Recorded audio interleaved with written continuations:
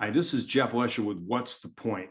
And the point this week has to do with fine-tuning our communication, what people hear, understand, and are moved to do. Really the point of why we share words and share those words via any number of channels, even more so and with even more on the line since the emergence of the pandemic. And even if and when we get to the post-pandemic world, the endemic nature of distributed work, of people working from all places at all times, et cetera, is going to further challenge us to figure out what do we mean when we talk about communication, and frankly, what do we mean? Which brings to mind a word that has two bizarrely different definitions: claptrappery. That's a real word. And in my head, when I think of people spouting nonsense, I think of the word claptrappery. And that, in fact, is one of the definitions: nonsense. The other, however, is a talent for eliciting applause. Now, if you put those two together, too many of us tend to practice, or at least appear to practice, this idea of, or this effort to elicit applause by spouting nonsense. Like if we can use more made up words or obtuse terms, then somehow we hope that people will understand, or maybe we don't, but we hope they think they understand and are moved by our brilliance. In fact, I used to have a poster in my room, this a thing from this older audience members will relate to, a store called Spencer Gifts. And it says, if you can't befuddle them with brilliance, baffle them with BS. I actually spelled that out, but I won't say the word. And that's not really how we should be communicating.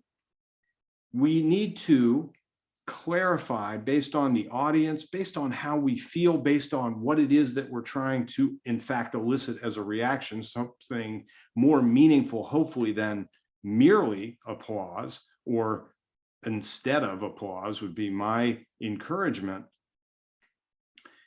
And so that's what we say. What do we ask? And do people understand what we're asking for? And we can gauge that in part by what they tell us. And if it isn't what we really need, then we need to ask again. We need to ask differently. We need to ask better. We need to ask more. It's that questioning piece that's so important. And we talk about that a lot, and it still gets underutilized. And here's a specific circumstance in which I all too often find this to be true. Leaders, in particular, leaders assuming that they know exactly where their people are. They will tell you this over and over. Oh, I know, I have my finger on the pulse of my people. They care about this, they don't care about this, any number of things. So then you ask them for their proof points, and the words that come out almost always include one or more of the following: I think, maybe, probably, it's reasonable to expect that, and on and on. And what those are admissions to oneself that they don't know.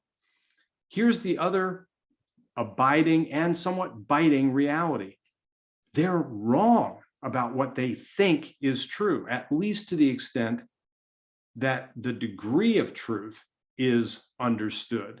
That is, how strongly they feel about something, favorably, unfavorably. As a leader, you cannot afford not to know. So you have to fine tune your messaging as far as what you say, and most importantly, how you ask. And then, as I have said many times, and I'm sure I will continue to, shut the heck up and listen to what people are telling you, and let that inform what you ask next. And then figure out what it is that you and others should be doing, can be doing, in order to better pursue and achieve the outcomes that you intend. That's the point.